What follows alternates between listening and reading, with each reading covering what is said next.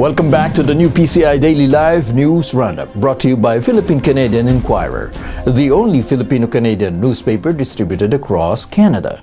I'm Manny Noelabuel. Thank you for joining us. We have the latest news development.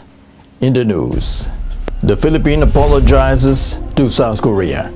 The Philippine government offered an apology to the government of South Korea after the kidnapped murder of Korean businessman Ji Ik-ju. Presidential spokesman Ernesto Abella extended the country's apology and its condolences to the South Korean government and its people and assured Koreans that justice will be served in the death of Ji. Angeles City Court ordered the arrest of SPO3 Ricky Santa Isabel last week, who is the prime suspect in Ji's kidnapped for ransom and death. Meanwhile, Senator Panfilo Lacson will be conducting a Senate hearing on Thursday regarding the kidnapping and death of the Korean businessman. Lacson also invited the wife of Ji to attend the hearing with their lawyer. Meanwhile, the wife of the accused police officer made a move and asked Lacson to present recorded conversations between her husband, Ricky Santa Isabel, and AKG Acting Director, Police Senior Superintendent Glenn Dumlao, to somehow help clear the name of her accused husband. However, Lacson is not interested in having Mrs. Santa Isabel to be included in the hearing. Duterte dares bishops. President Rodrigo Duterte dared clergymen in his dialogue with the SAF 44 families in Malacanang. Duterte showed a book, The Altar of Secrets, written by the late journalist Iris Rufo. It exposes the corruption in the local Catholic Church. Duterte also said the Catholic priests are also adulterers like him. But unlike him, they are corrupt. He dared the bishops to read the book. And should they find him lying, he said he would step down from the presidency.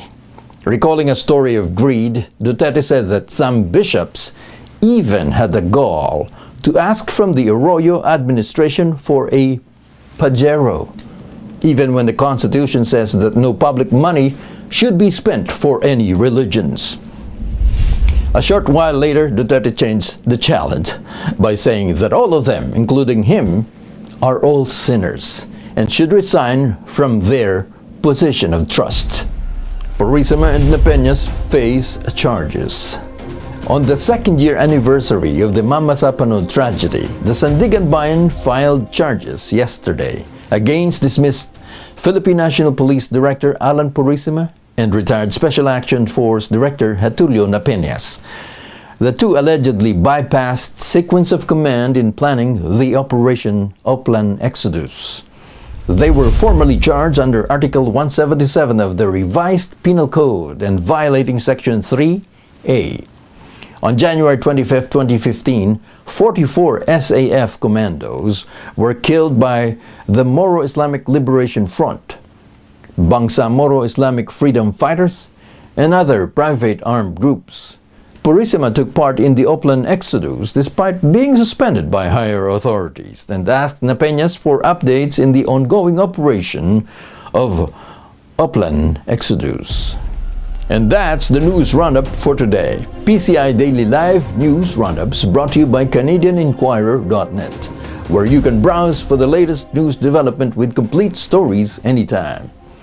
With our Philippine news team in Manila, I will be joining them, Debbie Mangabat, Kat Padilla, our news editors, Gino Alcantara, our graphics designer and video editor. I'm Manny Noelabuel. I'll see you tomorrow. Goodbye.